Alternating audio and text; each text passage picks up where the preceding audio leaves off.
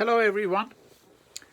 The book that I'm going to discuss now is called Ain't Scared of Your Jail: Arrest, Imprisonment, and the Civil Rights Movement. And the book is by Zoe Colley.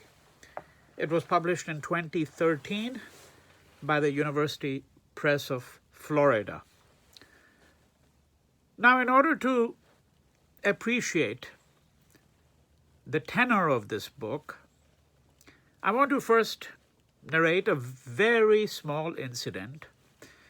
I'm not sure that the author is aware of this, because there's certainly no reference to it. But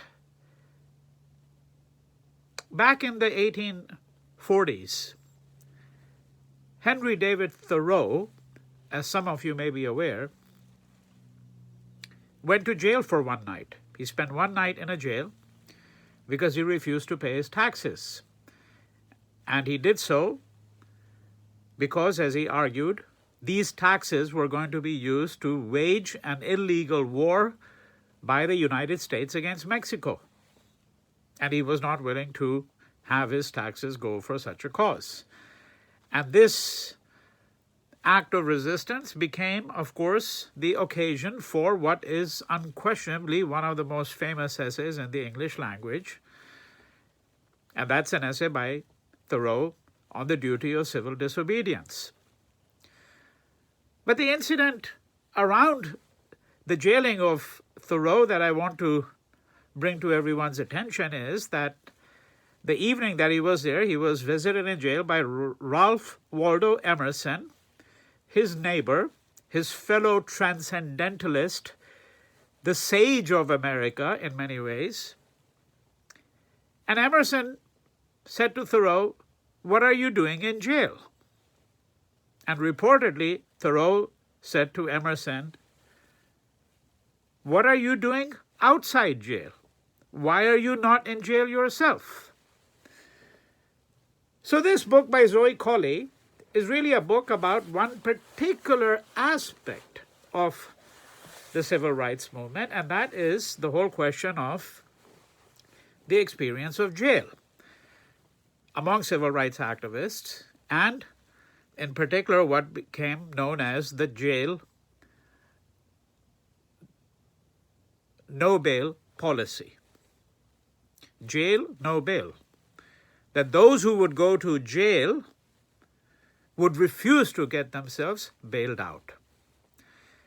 Right? Now, in order to understand how this policy came about and what this policy really meant, I think it's necessary first to entertain a few general observations about the status of the law in the eyes of African Americans and the particular risk, especially for black people, in going to jail.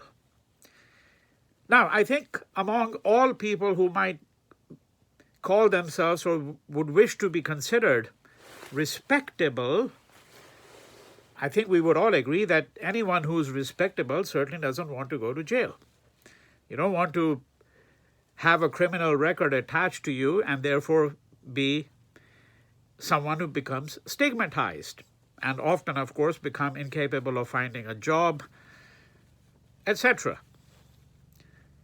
The fear among black people of going to jail was even more acute, and understandably so, because a black person in the United States of America who was sent to jail, particularly in the Deep South, well, that person could just disappear.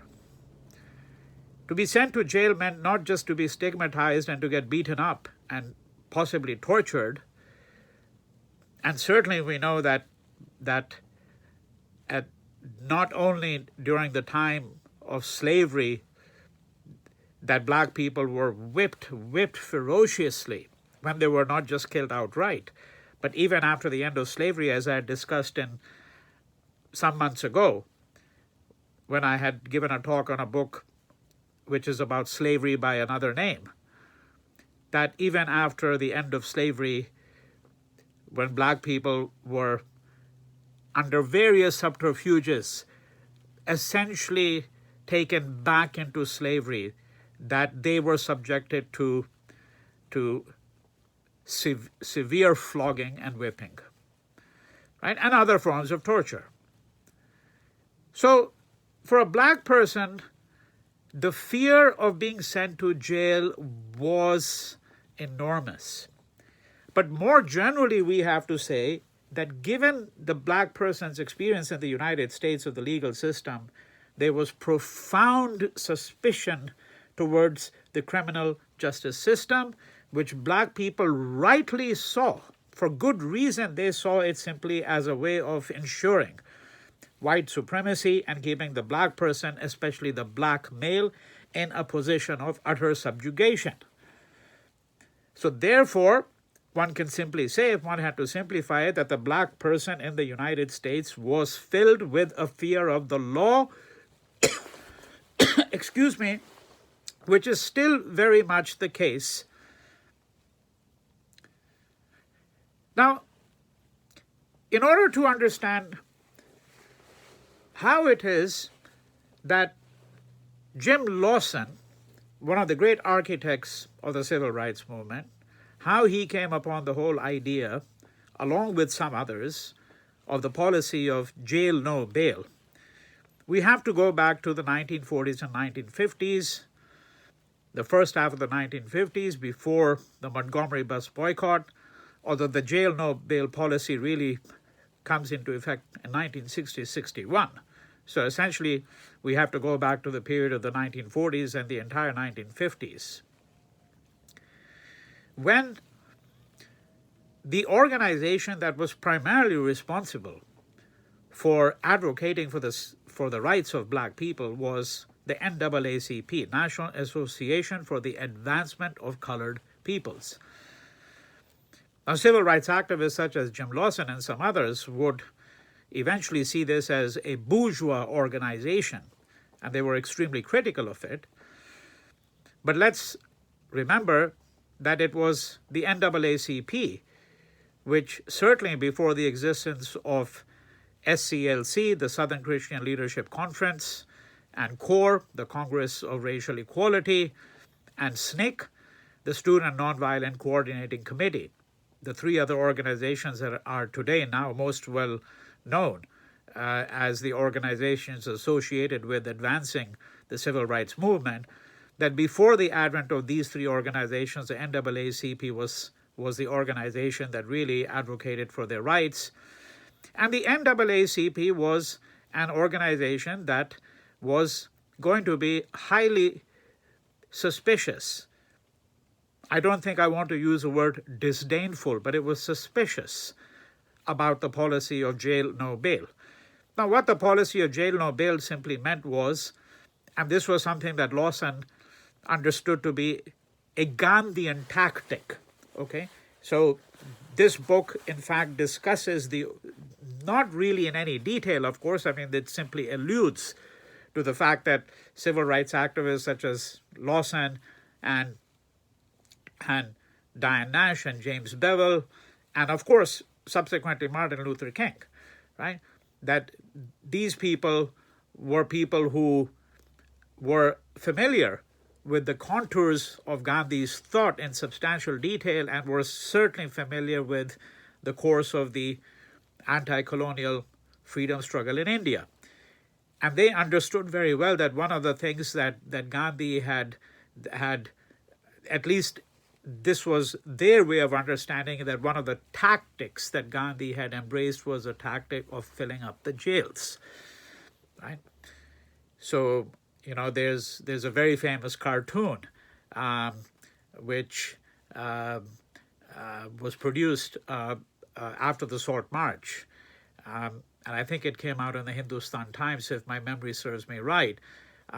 So this is after the Salt March. Irvin had Gandhi locked up.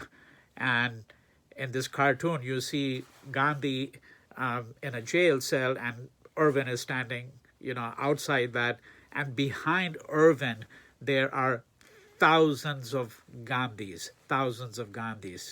So what the cartoon was trying to suggest was that for every Gandhi who's in jail and who may come out, there are 1,000 other Gandhis, so to speak, waiting to fill up the jails. And we know that in the aftermath of the Sword March, the jails were just going to be filled up in India. There were going to be tens of thousands, if not hundreds of thousands of people who were sent to jail for breaking the salt laws. Right? So when Jim Lawson and his proteges and his friends and colleagues and civil rights activists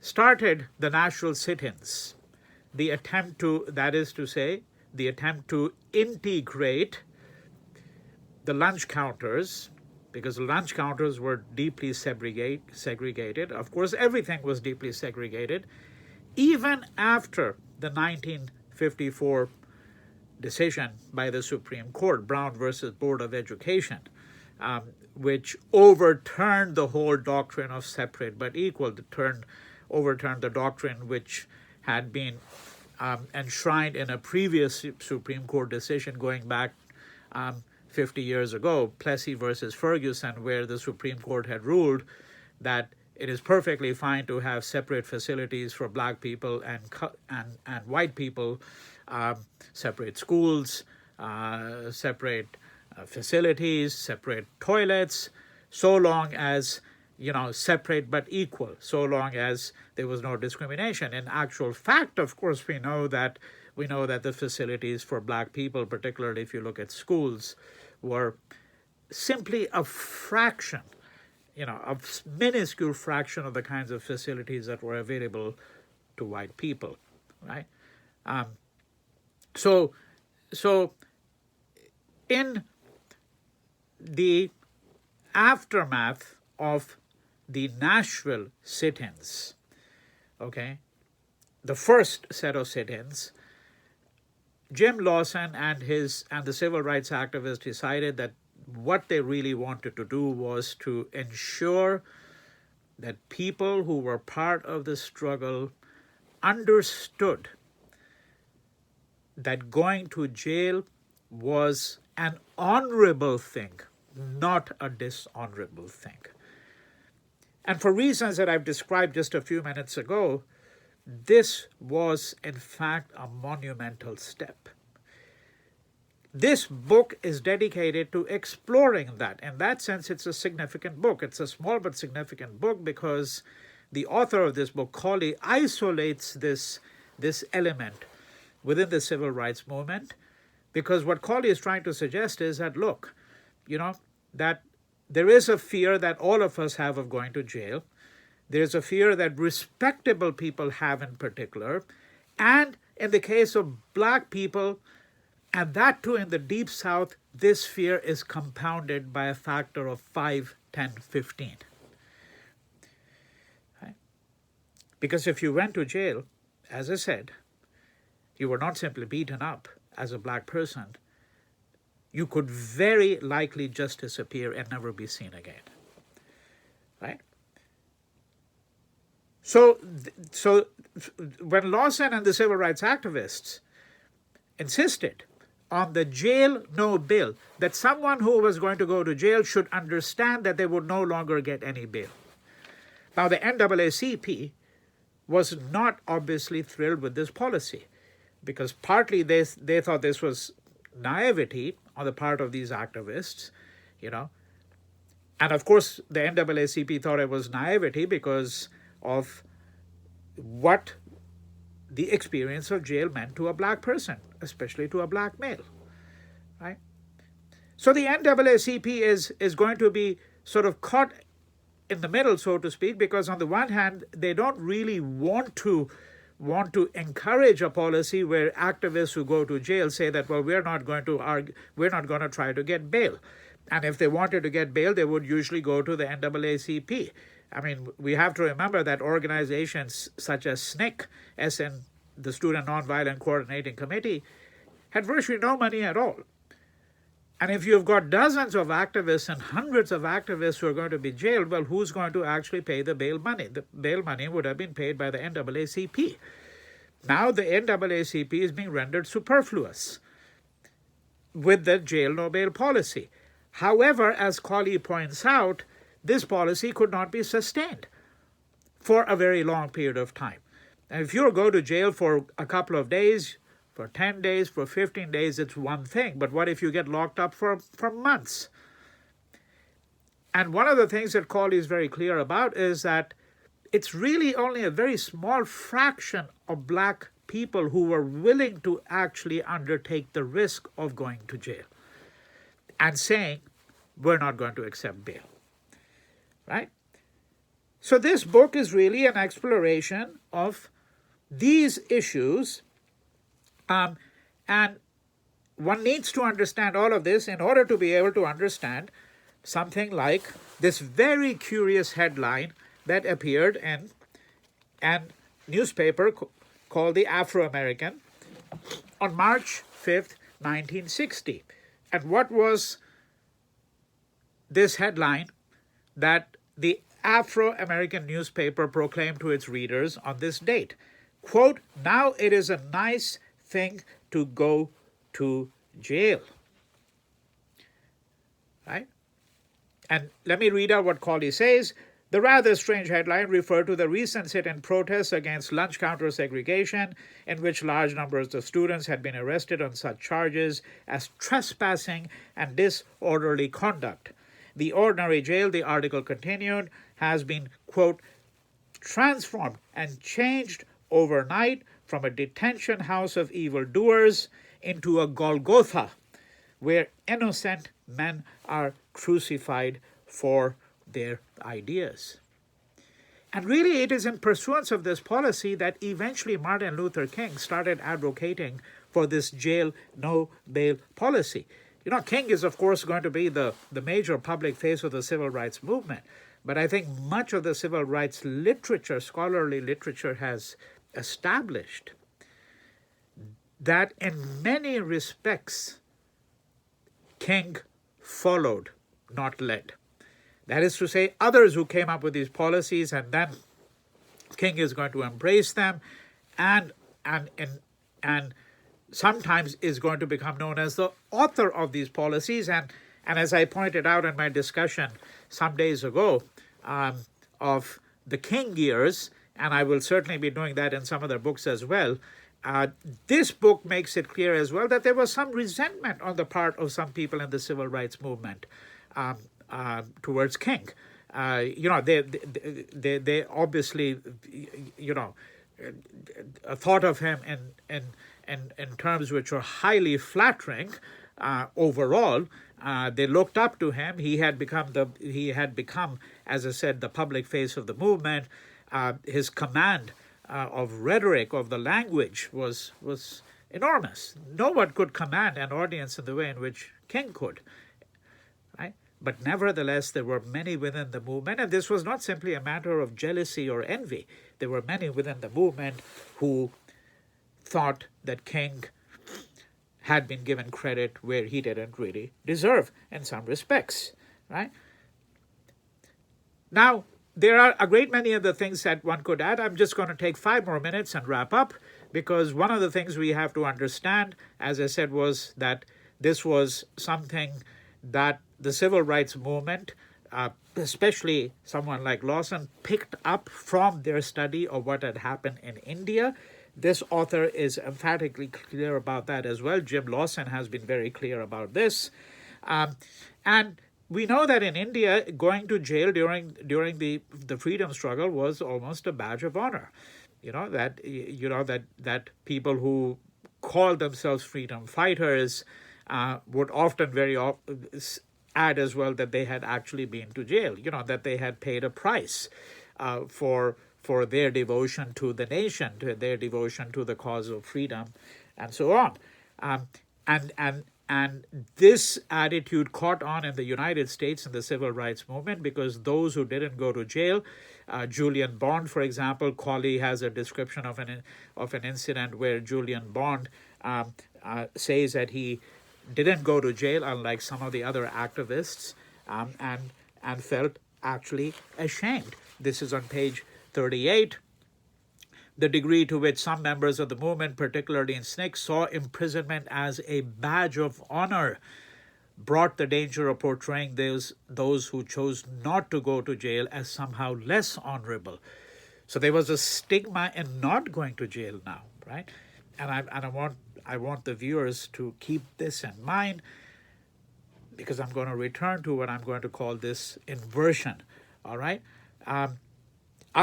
Whether or not others viewed Julian Bond in this light, he was fully aware of the conflict himself.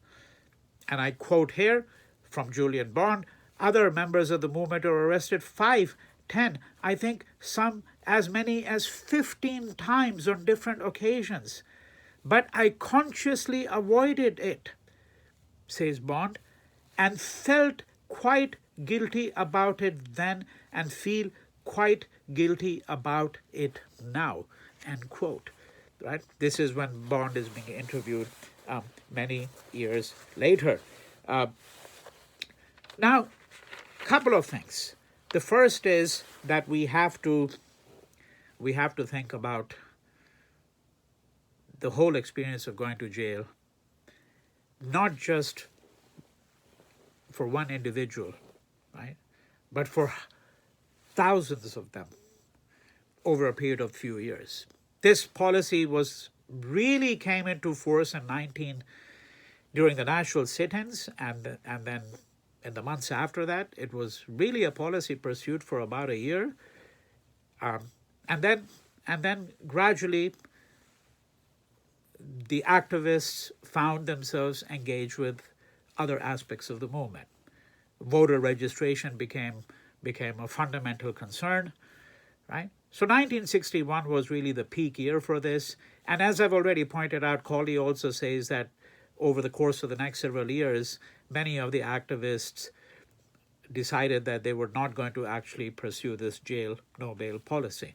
There were very few people who were willing to go to jails for a long period of time. There were monetary concerns. People had to look out for their families, right?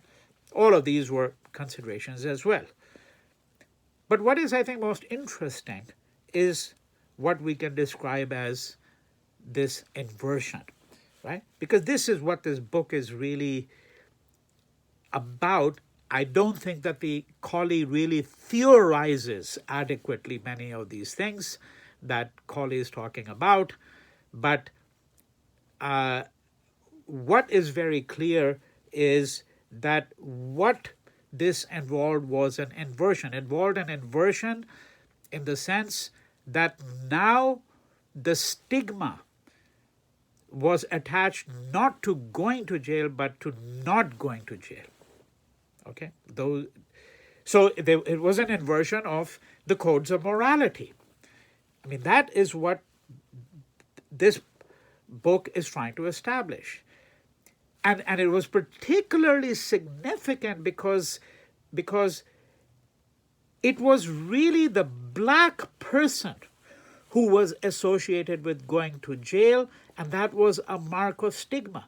So now the black person is still predominantly the person with whom the jail-going experience is associated, although there were white civil resistors who went to jail as well. And there is a bit of a discussion of that because, again, many of the liberal whites who took part of the civil rights movement came from what you would describe as educated, respectable families. And there was considerable unease and unrest in the families when they found out that their children, their young daughters or young sons, had been sent to jail. And for women in particular, the jail experience could become very horrendous because there was obviously the risk of sexual assault, right? And Colley is sensitive to these kinds of questions and has a description, or rather I should say a short narrative about some of these considerations, right? But what emerges from all of this is what I'm describing as an inversion of the standard narrative. This is what is really central to the whole narrative about jail going. A couple of last considerations. So 2 stories really. One is a story of Diane Nash.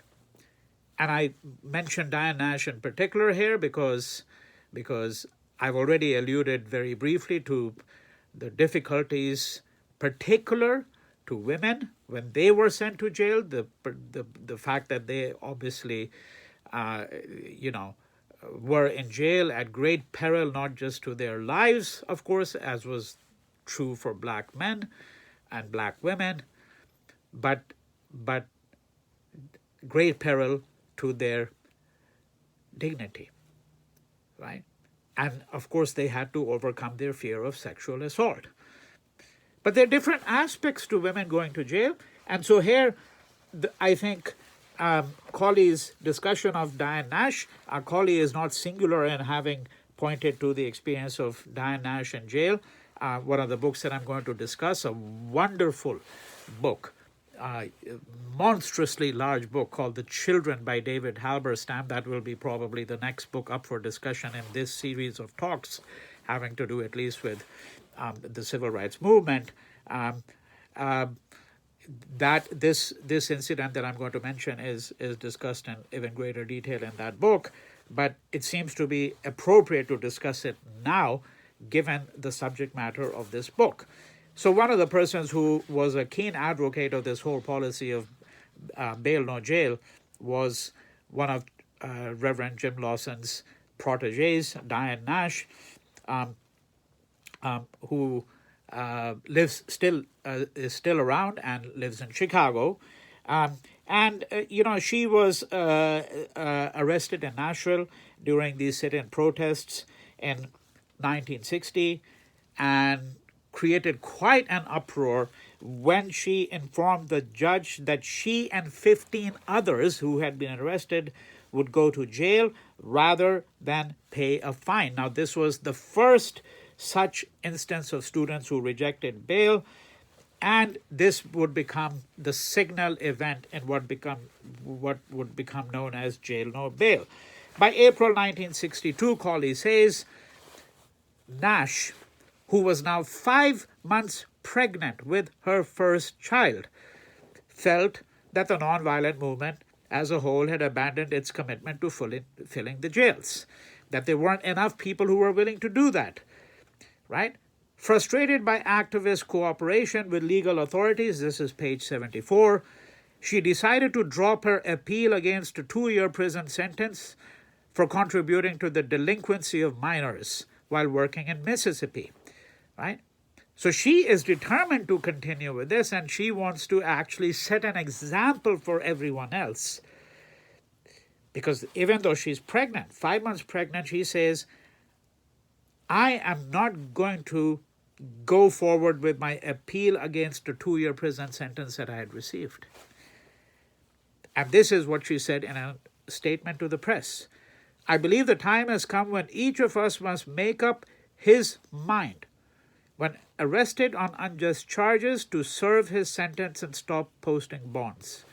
We in the nonviolent movement have been talking about jail without bail for 2 years or more. It is time for us to do what we say. I think we all realize what it would mean if we had hundreds and thousands of people across the South prepared to go to jail and stay. There can be no doubt that our battle would be won.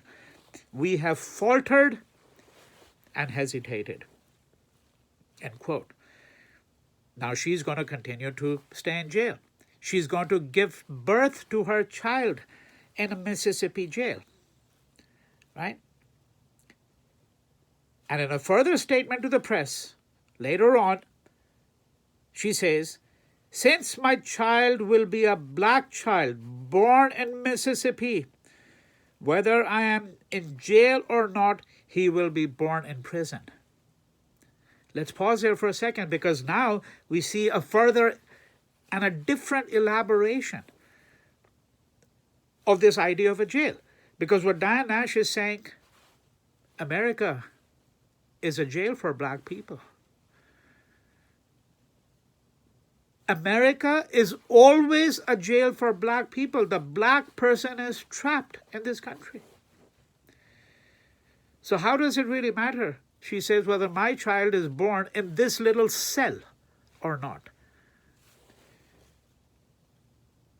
And I quote once again, since my child will be born, since my child will be a black child born in Mississippi, whether I am in jail or not, he will be born in prison.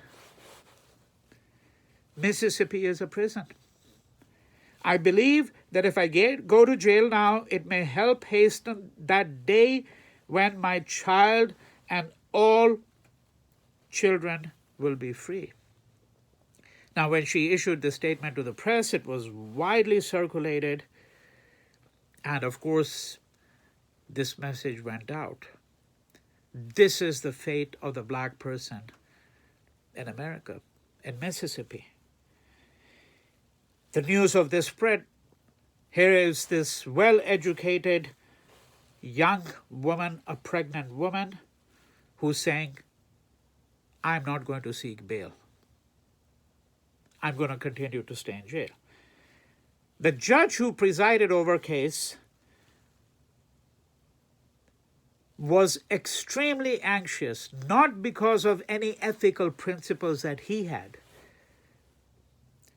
but because of the adverse publicity that this was creating for the country.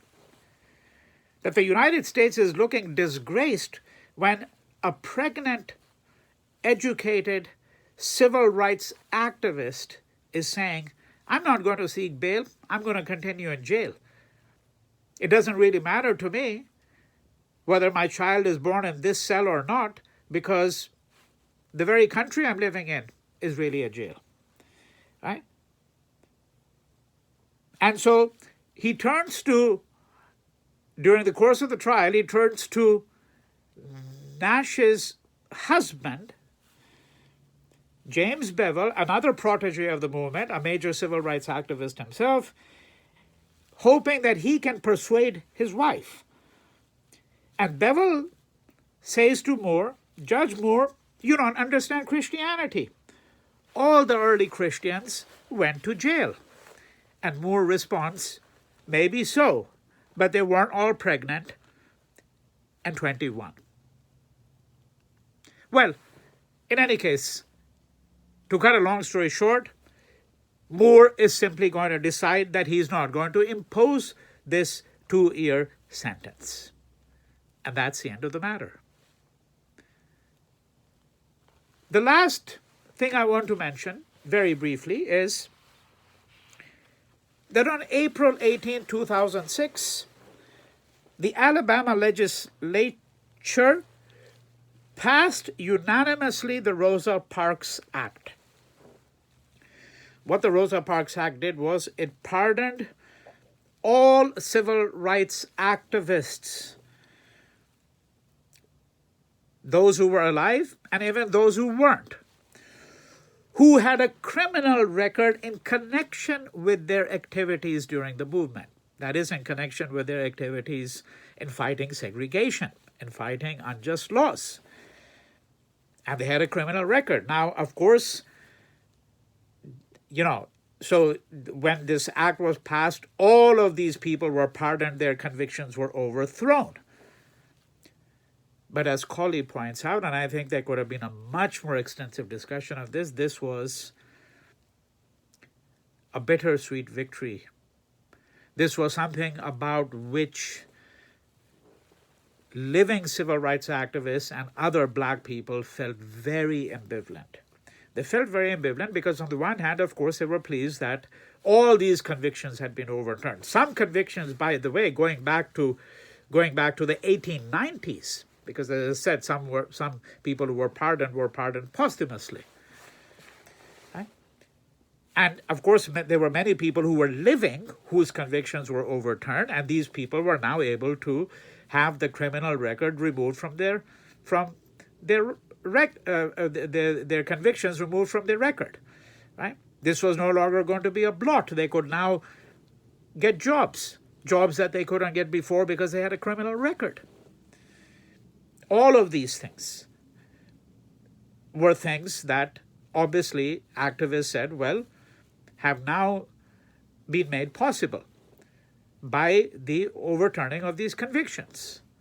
On the other hand, if I say it was a bittersweet victory, on the other hand, many of the activists rightfully said to assume that we can be pardoned is to assume that we did something wrong in the first instance, which we did not. That to accept this pardon is to accept the supposition that we did something for which we had to be pardoned. So some activists rightfully saw the Rosa Parks Act as something that in fact actually further emboldened the state, because now the state has the gumption to say that, well, you know, we convicted you, and now we have the power to overturn these convictions. And so Colley is suggesting that this is a reason why there was some ambivalence about this piece of legislation. And of course, we can use this as occasion to reflect further on the various insidious ways in which the state, even while seeming to dispense kindness, in fact actually enhances its power. And I stop there. Thank you.